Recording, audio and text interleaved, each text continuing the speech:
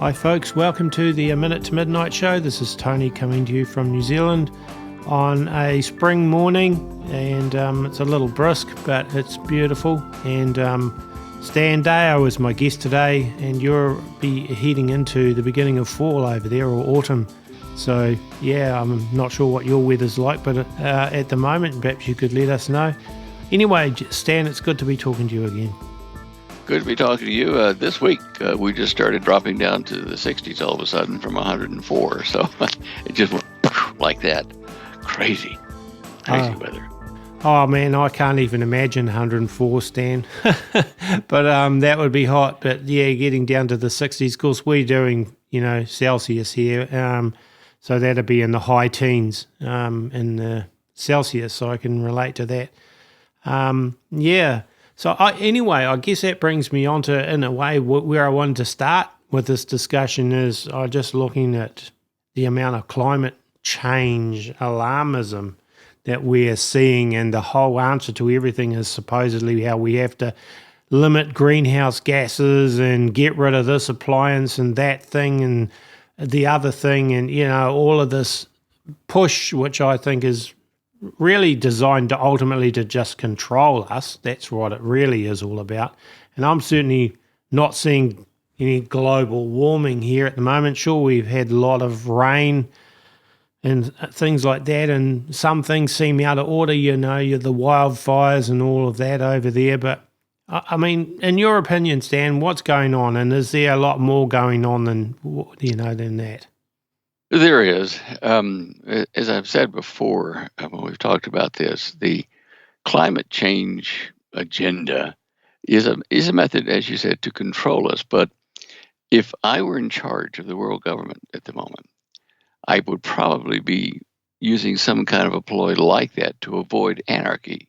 Because if I were to tell the people of the planet what is really happening from an official point of view, there would be anarchy. The government would break down because there's nothing we can do to stop what's coming. Because the problem is not with, cow farts or, too many cars or that stuff. It is from the sun, and we can't change the sun. It's going to do some pretty nasty things to the planet, back to the solar system. So, as I said, I probably would do the same as the government, invent some kind of a thing that gives people hope that they can change, the climate or whatever's changing around them to the better. And that would probably be a wise thing to do, because we know how people react when they panic. But the sun is a major villain here, and it's going through a phase state change that is going to hit us with flares, coronal mass ejections, terrible, discharges from it. In fact, today I can show you some of that. It's just very unstable, and that's why you and I can talk about it as unofficial sources. We're not going to cause panic out in the streets because we're not official. Yeah. And if we did cause panic, officialdom would come out and say, Stanley and Tony are just nuts, and just play us down that way and defuse it. But for those people that watch us who are thinking, we have a problem. Can I show you a video of the sun here that I got today? Yep. All right, let me just get to it here. I'm going to push the share screen button, and hopefully it's not going to be too distorted. Have you got it there? Yep, that looks pretty good. Yep. Okay, this is taken starting on the 10th, 2 days ago on what was that, Sunday. And it would go all the way around here to this point. But I just want you to look at these. See that flare there up in the upper left hand? Yes, I can. Yeah. And look over here on the side. Watch the ionized part of the solar atmosphere. And I'll just move it. Watch. See how? Boy, that's hot. I mean, hot. Yeah. And it's spewing out. And this is all in the space of just a couple of days. Over on the left, you see that arch, that long coronal mass ejection like that. It's actually a loop magnetic filament that didn't disconnect. Okay, and let's just keep going here. Look at right there. See how that filament is getting thicker? And I've got two of them. This is unstable. And these areas here that are dark red are like ridges, magnetic ridges. And they stretch back like this because the sun is rotating that way, and it's like a wake of a boat. It's pulling these plasma concentrations like valleys that way and that way. And now we'll just keep going here. Ooh, Yeah, big one. how about that one there? Yeah, That's mighty. And that'll throw it out several million miles, a flare out into deep space. It's not aimed at us. yeah. It has to be right in here that you see, something come out. And let's just go on a little bit here. Okay, this one right here, had it been a little bit stronger, in fact, we'll probably catch the edge of that as a coronal mass ejection in about a day. And as I say, keep watching the edges here.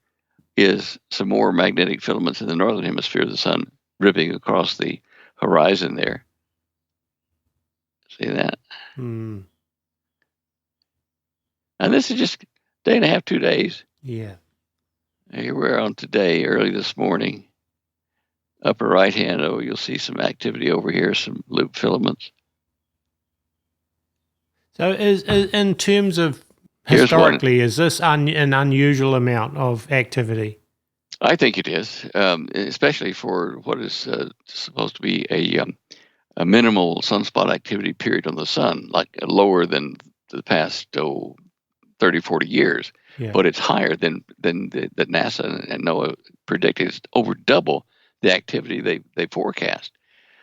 So that's unusual. I mean, I've seen periods back in the late 50s, early 60s of the sun that had some pretty hot spots on it.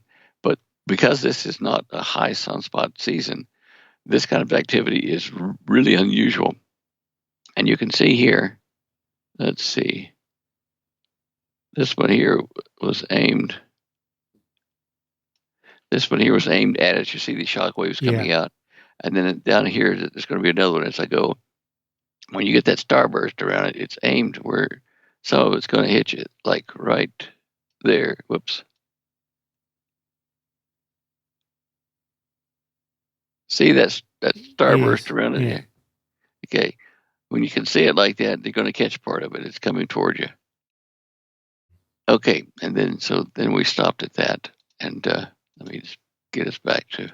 It would be interesting to, if we were able, obviously can't because they didn't have the technology, but to have seen the Carrington event and what that would have looked like back in the 1859 or something, was it? Yeah, 1859. Yeah, and I think December or something like that, somewhere in the latter part of the year. Here's another thing. And this was taken on the 11th yesterday. Look at how huge these things are. This white area is where the sun surface is. That's just a shield for the camera. But, I mean, these are massive discharges. Massive. And when that heads to the Earth, what we get is magnetic storms. And, magnetic storms, magnetic currents in the Earth's surface, what they call telluric or Earth currents. These actually move charged weather or storms. It moves clouds from the magnetic field underneath. Well, that's what I was going to ask you. The hurricanes and things like that. How does this affect what's going on with, Category 5 hurricane is in 4s and all over the place? Is this what's causing it? Yeah. It's we're going to see violent wet spot, like storms and hurricanes and winds. We're going to see violent droughts, in unusual places. The earthquakes, I'm not even sure whether these recent earthquakes were caused by the solar storms. There's some argument to be made for that they trigger earthquakes that are ready to happen. But we're seeing earthquakes in random places too. Let's see if we can get up. I'll pull up the hurricane map here. This is a real-time look at the Earth right now. And these are the areas where we're having cyclonic or hurricane activity where it's red. Yeah. See, we've got some down here off the coast of Argentina. Right. Let's get in closer now. And here's Florida, obviously. And now I'll look at I guess you'd rather have it in kilometers per hour, wouldn't you? Oh, this doesn't worry me. 116 kilometers per hour. Let's go back to miles per hour. Yeah. All right, this is 72 miles per hour, somewhere around this area. and it goes to zero almost in the middle, of hurricanes. But you've got these two are linked together. This is off the coast here. This is out in the middle of the North Atlantic. But look at the winds; they're coming down here and feeding this one. I mean, have you ever seen such a thing? That's pretty interesting. Well, it is interesting to have two of them there. Yeah. As I say, these wind patterns where these arrows are show you that. Looks like a pair of eyes and a face. Yeah, it does. A little bit like what's his name? E.T. Phone Home. Yeah, it does. It looks like an extraterrestrial face. It's crazy. Anyway, yeah. But as I say, normally you get a hurricane, which you just have this part of it coming toward the coast. Yeah. And now you've got two of them, but they're interlocked. So the energy that's feeding this one is now also coming down to feed this one. And that's not good. Now, this one here off of the coast of Argentina hasn't completely formed yet, but you can see that there's the wind velocity here is 66 miles an hour. That's almost hurricane force winds right there. Yeah. Okay. All this is linked to solar activity, I'm positive, and the instability of the Earth's weather system, and this random distribution of this energy is going to be terrible. I mean, people are going to get hit with surprises everywhere. And how about the earthquake? The hurricane that came around into the bay there, the Gulf of Mexico, went backwards up into the northeastern part of Florida, and then up into the coastal states. I mean, that's crazy behavior. And again, I attribute this to the sun. Because some people would say, well, it's attributable to geoengineering and HARP and things like that, and using that, that type of technology. But all right, well, geoengineering can affect the weather to a degree. There's no question about it. In the 1970s, mid-70s, the United States and Russia even signed weather warfare agreements and treaties, because at that time we knew that you could spread like coal dust over Siberia and change the weather on our northwest shores. And HARP, does have some effect, but not as much as the energy in a hurricane. I mean, we could steer a hurricane a little bit if you have this eye spinning here, and you were to hit this spot with, say, HARP radiation to heat up that part. It would then make that part intensify and shift the direction of that hurricane a bit. You can't start a hurricane, I don't think, because that takes so much energy we couldn't produce it. But if you can put a little bit of energy right in the right spot and heat it up, it can cause it to deviate from its path. And the other thing is, the three major powers that have this, Russia, China, the United States, if they don't have an agreement on how to use their HARP heaters or whatever, then if this guy, China, is doing it one way to try to destroy the West Coast, and Russia's trying to destroy, let's say, the Deep South, and America's trying to figure out which one of them to defend against, you see, it's a craziness that's going to occur. So what is happening now is that Russia and China have a treaty, a really strong agreement, and so they can then mount a concentrated attack on our weather, which we don't have enough energy, I don't think, to completely stop. Even if they could be coordinated from our government, which is so weak at the moment.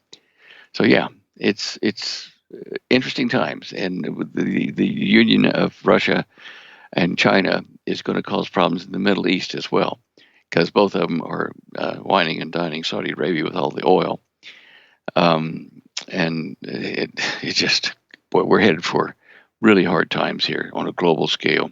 They're engineering a global financial crisis. We're going to have a crash. You've seen the rumors of that. Now, Mohammed bin Salman, the Prince of Saudi Arabia, is well invested in blockchain and banking, electronic banking. He's got investments in that all over the place. So I suspect that China, Russia, and Saudi Arabia are going to get together, and possibly with Iran on something here shortly.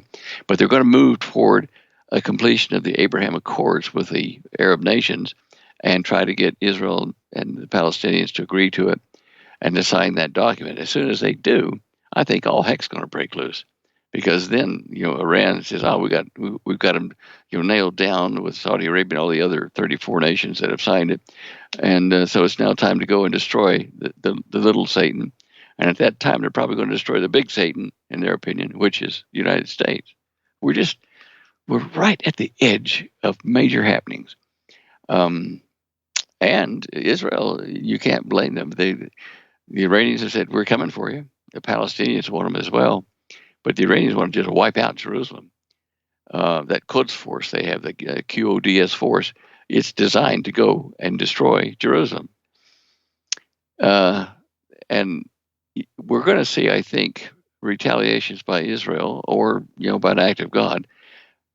In Damascus, it's going to be destroyed overnight. It's going to be burned to the ground, just be a ruinous heap, like the Bible says. I'm certain of it. It's just, Israel cannot do anything else but attack that, because that's where Iran is storing its weapons. Is there in warehouses there in Damascus, in Syria. And, if they get troops into Syria, the Iranians do, it's just a short drive right across down to the Golan Heights and into northern Israel. I mean, in fact, you don't have to go in. You can just sit on the Golan Heights and launch stuff into northern Israel. Yeah, gosh. It's still a mess in Syria between the US and Russia and so on as well. That whole situation is sort of out of the news, but it's never really resolved. The situation between the Russians and the US and the forces, warnings from Russia over, activity and so on in Syria. So that situation has sort of gone out of the news, but it's never really been fixed because all the attention's been on Ukraine. Yeah, and a little bit on Taiwan because the Chinese are pushing to get it back. And of course, they're eventually going to get it. The Taiwanese, not all of them are in favor of being detached from mainland China. And that's why even a Democratic Congress here, which is notably very liberal and very lazy, they have passed what's called the CHIPS Act to make manufacturing chips here in the States to take the load off of dependence on Taiwan. And my company, the EMP Shield company, we've gotten $1.9 billion from the state government of Kansas as underwriting, and we've broken ground on our new factories to make iridium chips. And that's not all the chips. And there's some other companies that gotten grants too for making chips in Kansas, and we're going to try to pick up the slack, if we take out Taiwan. My company is also applied and being considered for another $2.5 billion underwriting from the CHIPS Act, federally. So right now, then, they're pouring money into us and into Kansas, various corporation stuff, to try to recover what we're going to lose. That means they're going to let Taiwan go. The writing's on the wall. Okay. Yeah, gosh. I mean, it would take time to get something up and running. You can't do that overnight. Just change chip manufacturing from Asia to the US. No. And there are so many different kinds of chips, They have masks, photo masks and stuff for burning the chips and building them up in layers. And there's just no easy way for us to lose Taiwan. Basically, what we're going to be doing is getting our energy chips, the chips used in our power production and some of our military applications. Those will be high priority manufacture. But you've made just a very interesting point there, that the fact that they're moving on this is like the writing on the wall saying that, Taiwan's going to go, Yeah. Well, look, what's happening in our government is not logical. There's so many things they're doing that are destructive to the United States economy and to its people now and in the future that you say, well, how can, a rational government of this country make such stupid moves? The reason is it's not American people like that. It's communist infiltrators into our system. They are driving our politicians with bribes, money, and whatever else. And like Soros behind a lot of it, they have organized a chessboard in which the United States is being totally weakened, destroyed from within. And then we're easy to be invaded by China, Russia, Iran, whoever wants to. We're just going to be done. It's not logical unless you look at it as a war game. And we're the victim of that. Yeah, and if you're looking at world government as the ultimate goal of these people, and you just look at people like Klaus Schwab and the World Economic Forum and what they've been stating, the goals for the future, and what the whole UN Agenda 2030 and everything like that, it's pretty much a laid out picture of where they're trying to get us to. And it's like, but people think if they do this and they fight that, and but there might be little small victories and little battles, but the overall war is being lost to this, like you say, communistic, socialistic agenda, world government agenda. I mean, I just can't see it being stopped. I can't either. It's too far gone. And, you did a show with, I think it was Tim Cohen on King Charles. Oh, yeah, yeah. Really interesting stuff in that show about the shield and what all it means. And now we haven't seen him move much, except to say we've run out of time, which you had in that video. But, there's either him and or Mohammed bin Salman. Those two are major players in the New World Order forming. Yes. So he's been quiet. I mean, he's working in the background, as you know. So I expect to see things come out in the press about him soon, too. Well, yeah, it's interesting that bin Salman's still only prince. I thought by now he might have been king, of Saudi Arabia, but hasn't happened I don't know. Well, I don't know why he's kept his dad alive. He's not moved against his dad, King Solomon, of course. But it's interesting. The prophecy in Daniel, was it Daniel 11, I think, where it talks about the man of sin at this time is going to follow an alien god, and is going to set up a new world order. And we're looking at that point here where we could fulfill that prophecy with the UFO alien landing to solve our problems. I mean, all these things coming together. Or a UFO, a war against, we've got to unite against aliens. That's another. Yeah. It's either that way, unite against that group of aliens, but unite to join with this group of good guys. Who knows? But in that Daniel 11 thing, that covenant is going to be made with Israel, the many nations, the prince of that covenant, the prince who signs that, and I keep thinking, well, King Charles is now king, but Mohammed bin Salman is still a prince. Yeah. But you got to have an antichrist, and you got to have a false prophet. Yeah. So, yeah, it's interesting. I mean, they're definitely both two players to watch. I haven't sort of kept up to date too recently on what's happening with NEOM and the developments with that big, long, skinny city in Saudi Arabia. The smart cities and all of that. Yeah. But I suspect that's going to be a big, important part of this going forward. Interestingly, let's see if I got an article on that on MBS. Apparently, Mohammed bin Salman is telling Jordan that Mohammed bin Salman wants to set foot on the Temple Mount. Why? Because if he does set foot on the Temple Mount, he's then in charge of maintaining the Temple Mount, and he can tell the Israelis you can come up or you're not or whatever. He's going to take over from Jordan, the king of Jordan, who has traditionally been monitoring and guarding the Temple Mount. So Mohammed bin Salman is trying to push for that right now. And all he's got to do is not have a war with Jordan over it and just go over there and fly in and land and put foot onto the Temple Mount, and it's under his control. Isn't that incredible? That's an interesting move. I didn't know about that either. So, yeah, that's fascinating. Yeah. There's something about the timing of the prophecies. I want to bring. Oh gosh, I did it again. I grabbed the wrong one of these things. See if I can get that up. There we go. I'm going to show you something that is rather pertinent time-wise. All right, now I'm going to share this screen on my Photoshop here, which is something I took off of a program called Stellarium.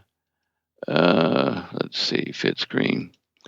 Now, you see this is a constellation, and this is for the 18th of this month, just 6 days away.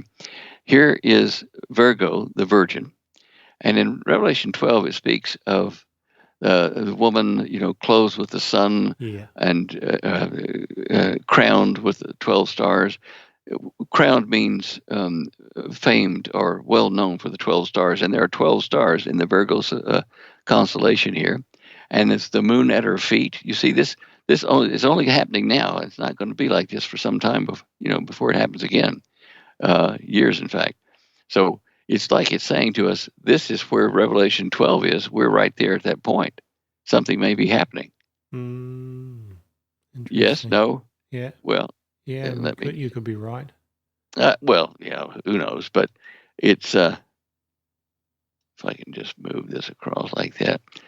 Yeah, and when it says crowned with 12 stars, we all think of a crown on the head, but in the Greek, that word can also mean well known for or famed for 12 stars, and that's the 12 tribes of Israel. She is Israel, the Virgo formation. So it all makes sense, and there are 12 stars within this formation.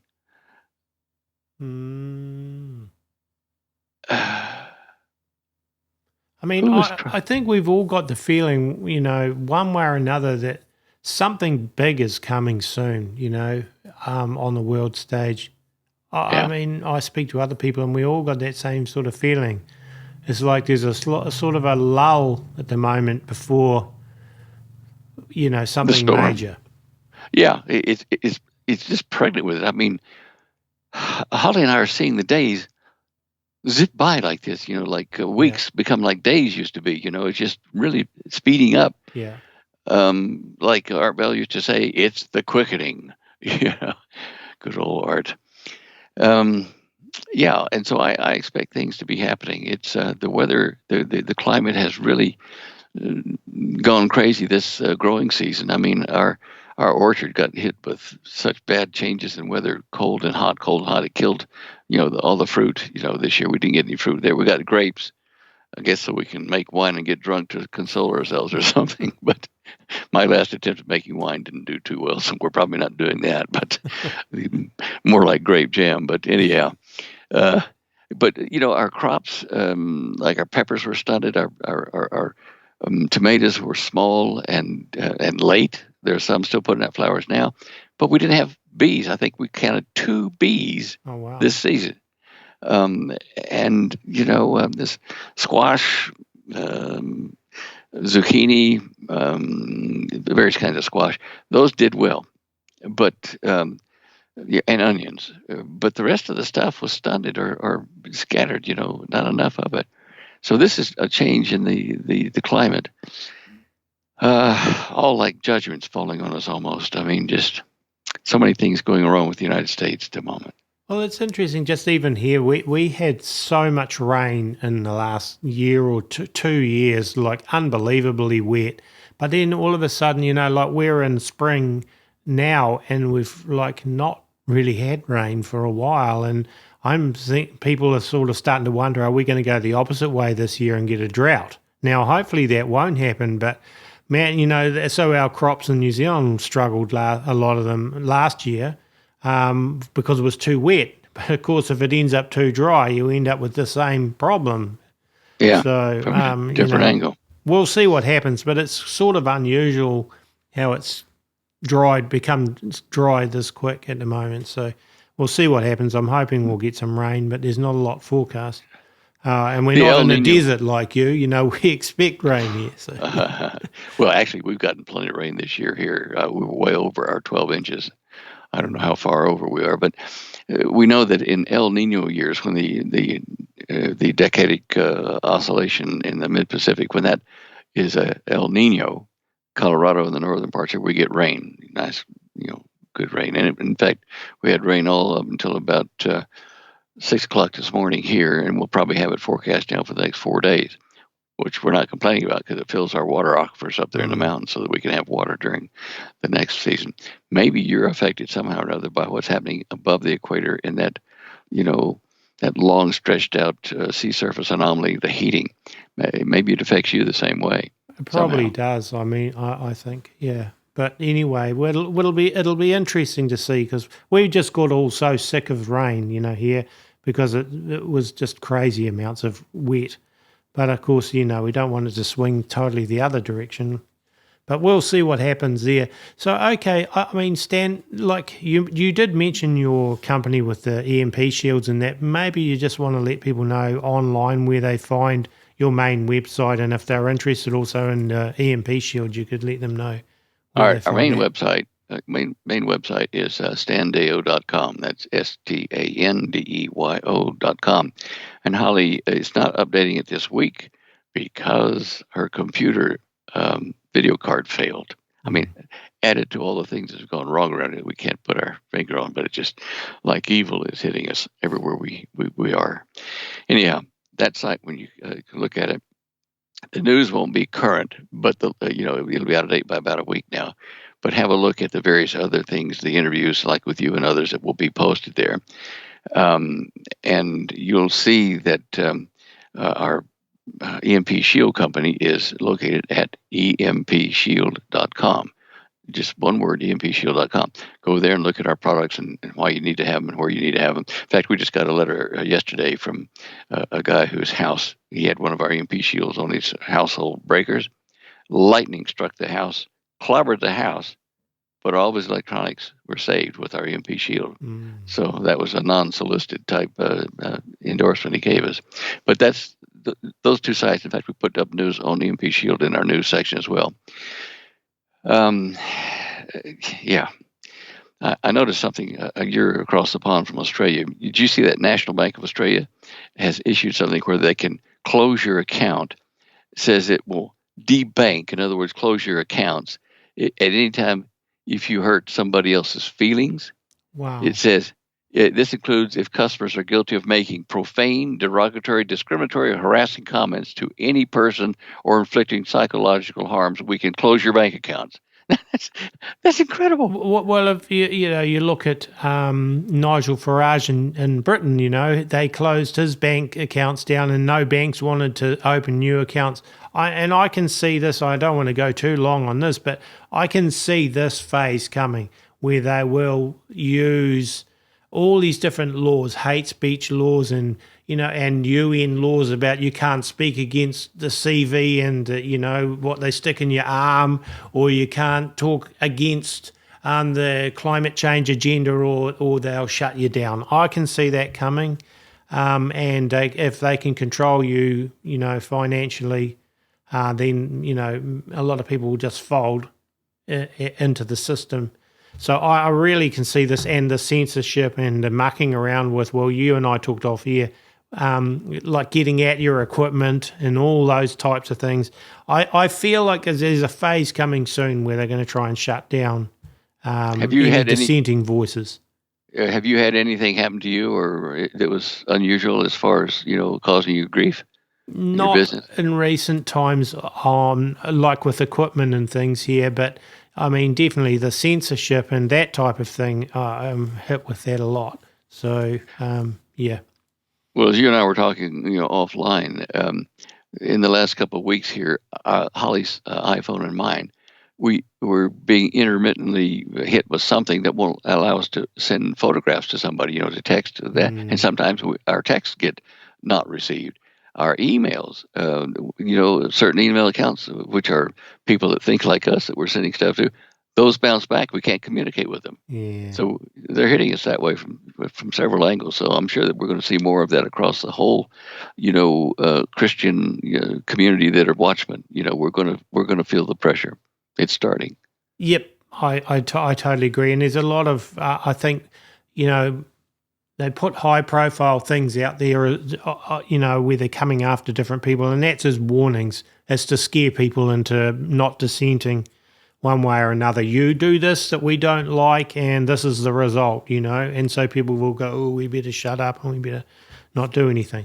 Anyway, I guess, ultimately our faith is in God, not in the system anyway, and not in governments and all of that, and that's where it needs to stay. And we can't lose we can't compromise on our standards, we can't compromise on our beliefs or our bottom lines in terms of what our conscience allows. And I think people have to really make decisions now to know where their lines are, so we don't step over them when if they want pressure comes anything on. they want any of your videos and stuff, or mine, or any of us that are out here telling people what's happening, they better pull them down onto their own computers, because we don't know how long we'll be able to communicate with them. Exactly. I really agree with that. So, yeah. Anyway, I guess we just got to put our trust in God and make sensible decisions for preparing and all of those types of things. Yeah. Well, thank you, Stan. That was an interesting discussion. We went in a few different directions, but I thoroughly enjoyed it as usual. Yeah, it's good to chat with you. I appreciate it, Tony. And yeah, may the Lord bless you and keep you safe from harm. Yeah, and thank you, Stan. We'll be back in touch soon. All right. Cheers. And also, folks, don't forget our website is aminutemidnight.com. Please subscribe to us there. And A Minute to Midnight is run 100% by donations. Really appreciate the people that help us. And if you want to donate to help us keep it running, you can do that at aminutemidnight.com. Subscribe to our other channels, but as you know, we never know which ones are going to be pulled down or censored, particularly YouTube. So if you're subscribed to us at our website, you know you'll always find us there. So that's it. God bless, stay safe, and God willing, we'll be back with another episode of the A Minute to Midnight Show in a few days' time.